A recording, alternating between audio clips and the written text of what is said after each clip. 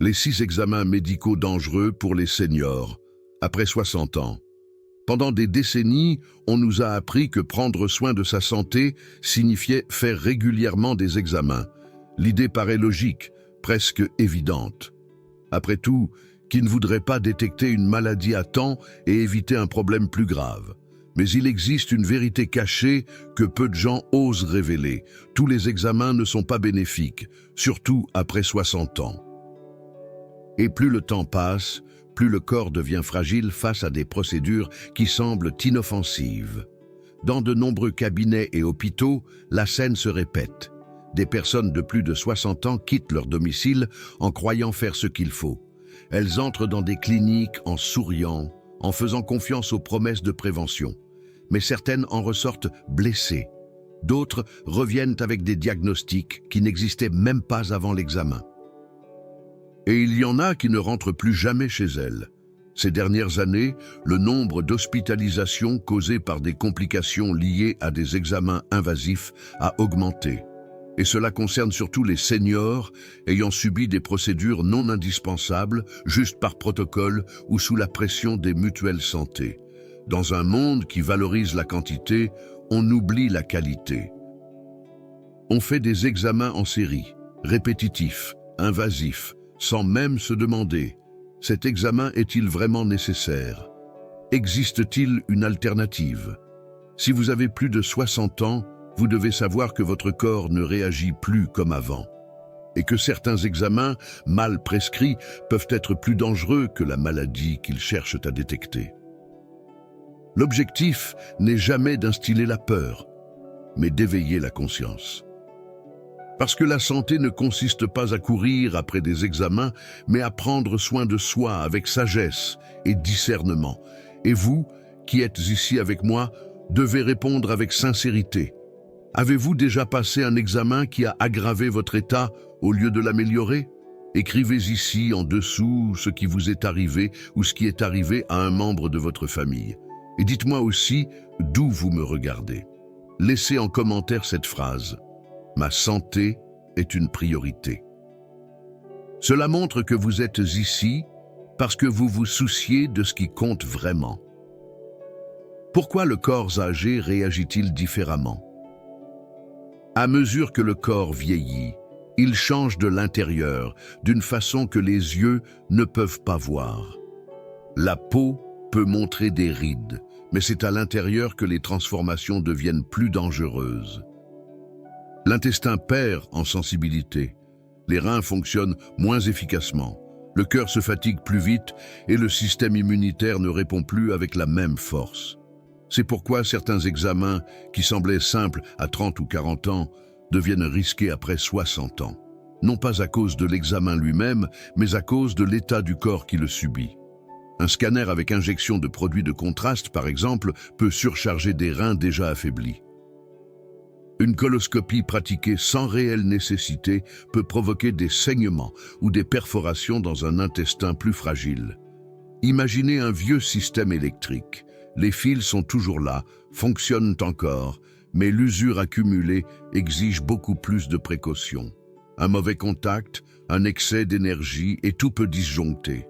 Le corps d'une personne qui a beaucoup vécu fonctionne de la même façon. Il a besoin de respect, pas d'interventions irréfléchies.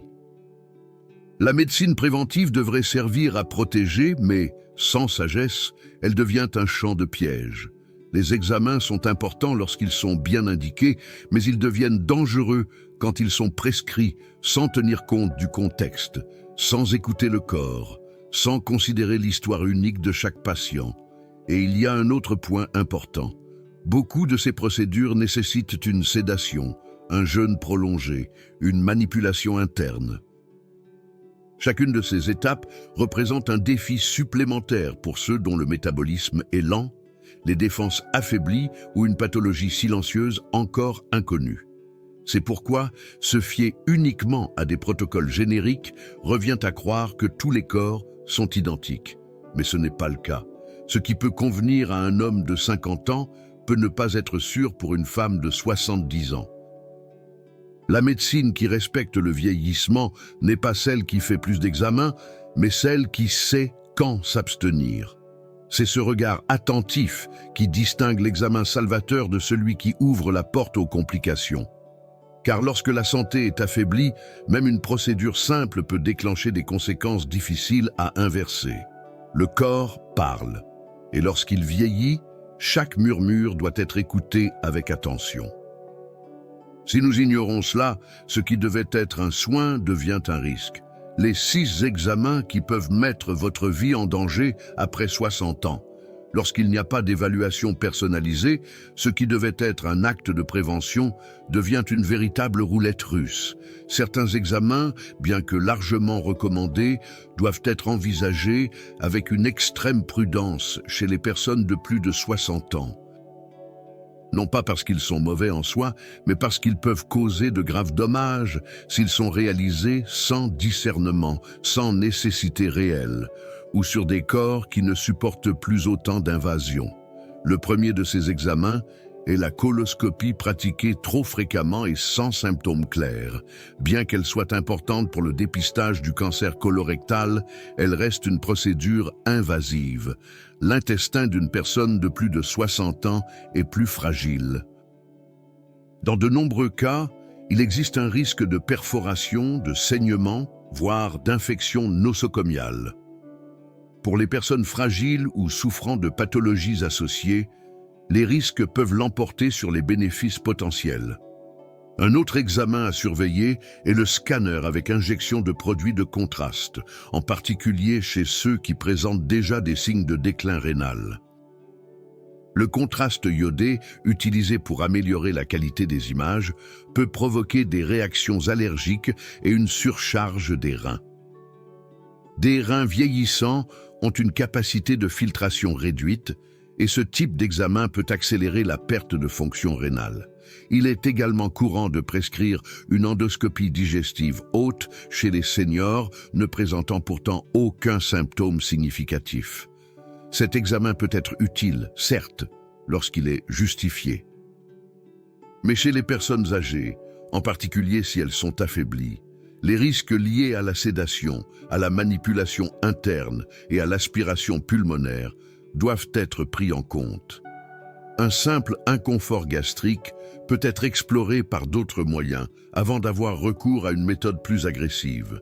Chez les hommes, la biopsie de la prostate pratiquée à répétition ou sans critères rigoureux appelle également à la prudence. Bien souvent, la suspicion repose uniquement sur un taux sanguin anormal et la biopsie est faite par simple protocole.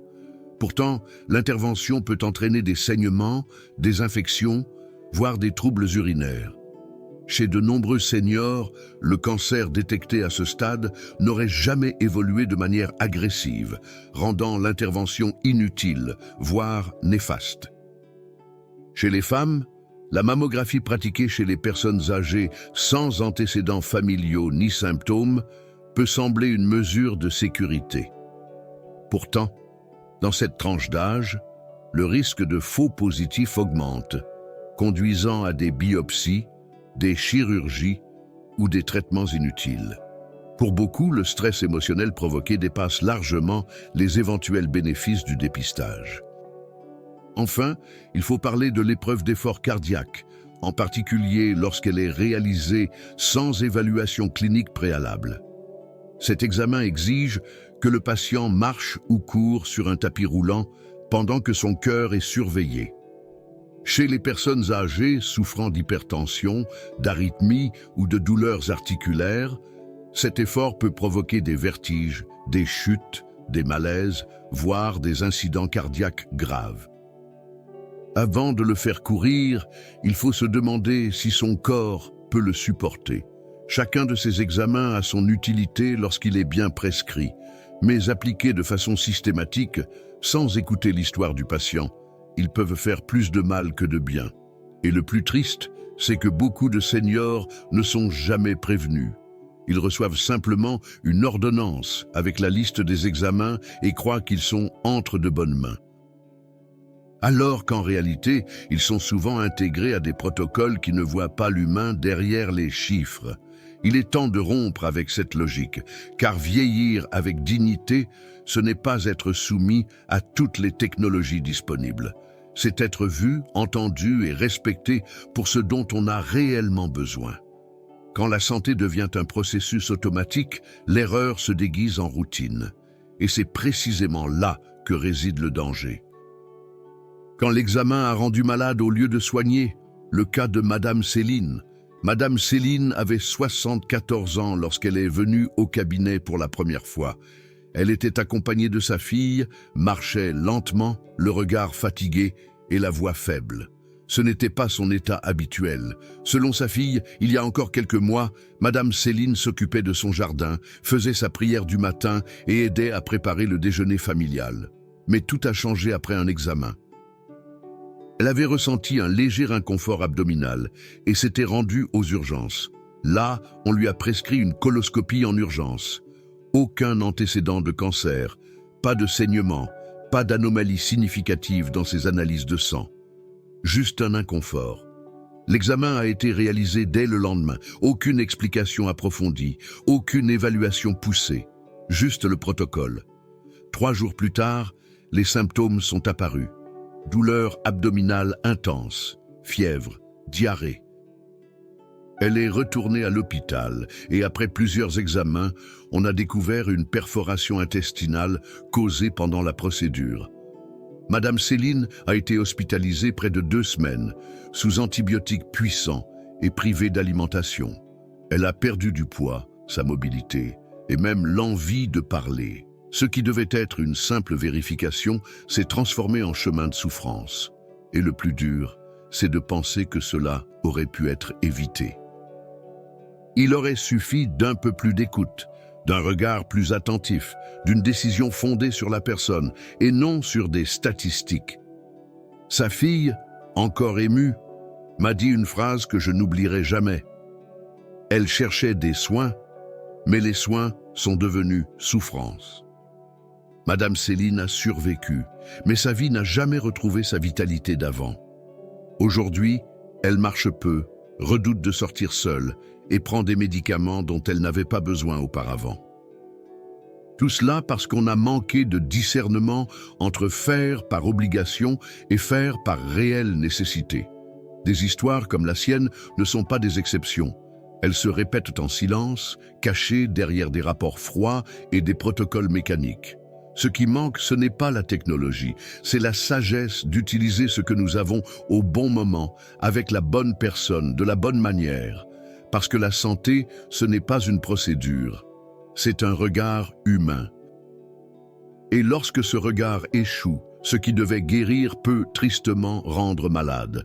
Comment protéger son corps sans renoncer à la prévention?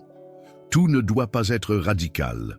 Le problème ne vient jamais des examens en eux-mêmes, mais de la manière dont ils sont appliqués. Et la meilleure façon de se protéger, c'est d'apprendre à poser les bonnes questions avant de se soumettre à une quelconque procédure. Pourquoi cet examen a-t-il été prescrit? Est-il vraiment nécessaire maintenant? Existe-t-il un moyen moins invasif pour explorer le même problème? Ces questions ne sont pas des marques de défiance, mais des signes de prudence. Le corps, passé un certain âge, n'a pas besoin d'agression. Il a besoin d'écoute. Au lieu d'accumuler les examens, le chemin de la santé passe peut-être par les choix quotidiens, une alimentation qui réduit l'inflammation, des habitudes qui renforcent le système immunitaire, une vigilance attentive face aux signaux que l'organisme envoie en silence. Le plus surprenant, c'est que plus on renforce le corps avec une vraie alimentation, un sommeil de qualité et des attitudes sereines, moins on a besoin de courir après des diagnostics. La prévention ne réside pas dans l'excès d'examen, mais dans l'absence de ce qui rend malade. Il existe une manière plus sage de prendre soin de sa santé. Et elle commence par l'alimentation. Ce que l'on met dans son assiette chaque jour, pendant des années, détermine la force ou la fragilité du corps. La bonne nouvelle, c'est que cela est accessible à tout le monde, à tout âge. Il suffit d'apprendre, d'appliquer et de persévérer. Si vous sentez qu'il est grand temps de commencer à prendre soin de votre santé avec conscience et sagesse, vous devez découvrir le guide de recettes pour ne pas tomber malade. Il a été conçu pour ceux qui ne veulent pas dépendre uniquement des examens et des médicaments, pour ceux qui souhaitent renforcer leur corps avec ce que la nature nous offre. Des recettes simples, avec des aliments accessibles et des combinaisons puissantes. Le lien est en bas, dans la description et dans le premier commentaire épinglé, car lorsque l'alimentation devient votre remède, les médicaments deviennent superflus. Et c'est exactement ainsi que beaucoup reprennent le contrôle de leur santé. Non pas dans la peur, mais dans l'information. Non pas dans la précipitation, mais dans la décision.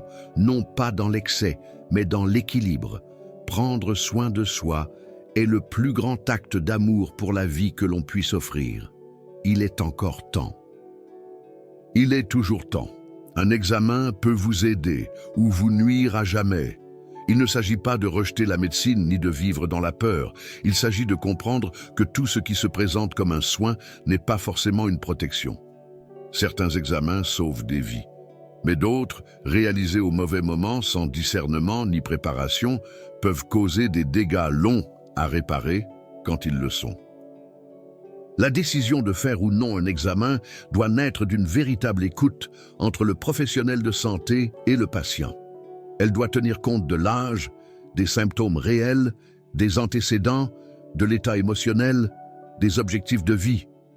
Le soin ne peut se réduire à une succession de protocoles automatiques. Derrière chaque patient, il y a une histoire. Et dans cette histoire, il y a des temporalités différentes, des limites spécifiques, des besoins que seul un regard profond peut percevoir. Lorsqu'on ignore cela, ce qui devait être un chemin de guérison peut devenir un détour dangereux. C'est pourquoi, avant d'accepter un examen simplement parce que tout le monde le fait, demandez-vous s'il est vraiment nécessaire dans votre cas. Demandez-vous si votre corps est prêt, s'il existe d'autres moyens d'exploration ou un moment plus adapté. Et surtout, rappelez-vous que la décision finale vous appartient. C'est pour ceux qui recherchent cette conscience que le guide de recettes pour ne pas tomber malade a été créé. Il ne promet pas de miracle. Il montre, avec clarté et simplicité, comment renforcer son corps chaque jour avec des choix qui préviennent, soutiennent et transforment. Le lien est dans la description et aussi dans le premier commentaire épinglé. Dites-moi maintenant, avez-vous déjà passé un examen qui a laissé des séquelles ou connaissez-vous quelqu'un à qui c'est arrivé? Partagez votre histoire dans les commentaires. Elle peut aider d'autres personnes à ouvrir les yeux elles aussi. Parce que parfois, le vrai soin ne réside pas dans le fait de faire plus, mais dans le fait de faire mieux, avec calme, discernement et amour pour sa propre vie.